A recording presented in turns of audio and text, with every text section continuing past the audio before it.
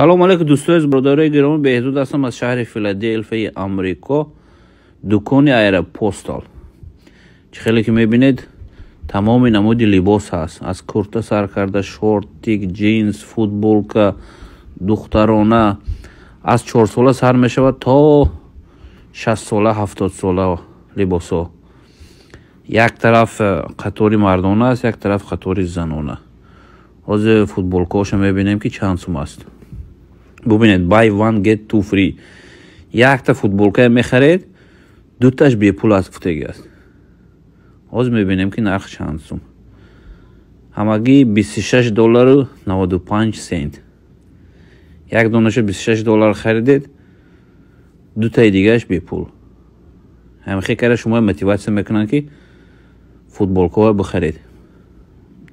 فوتبولکا نه تنها در آمریکا تمام شده، بلکه در اروپا، در تاجیکستان هم این فوتبولکا در بین جوانان خیلی هم شناخته است. 36 سال می شود که فعالیت خود را ادامه داده شده. سال 1987 تشکیل شده است. ببینید فوتبولکا هر نمود است، هر رنگ است، 100% پخته است. 26.95. دکان انمیخی نمود دارد. اوقا کلان هم نه، وایمی هم نه. این طرف باشد دخترانه است همش. برای دخترها، زنها. اینش هم همون است. یک تا میخری دوتاش بی پول. نرخش همون است. فرق نمیکند. قطارهای دیگری اون طرف رفته میبینیم. سکیتکا، اگر سکیتکا باشه باز هم ارزانتر و خلای برای خریدن.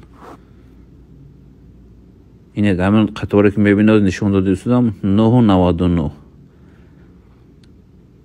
در همین چیزی که میبینید، لباسایی که میبینید همش $10 هستن. این شورتیکو باشد 17.99 است. اگه خودشونه که معرفی کرده هستند بسیار هم قیمت هم فروشان، مردم علاقه میخرد 15.99. اما صفتی مالاشون نغز است. شبکه ها تمام نمودی 50% آف. سکیتکا. این بود دکان ایرپوستال در آمریکا.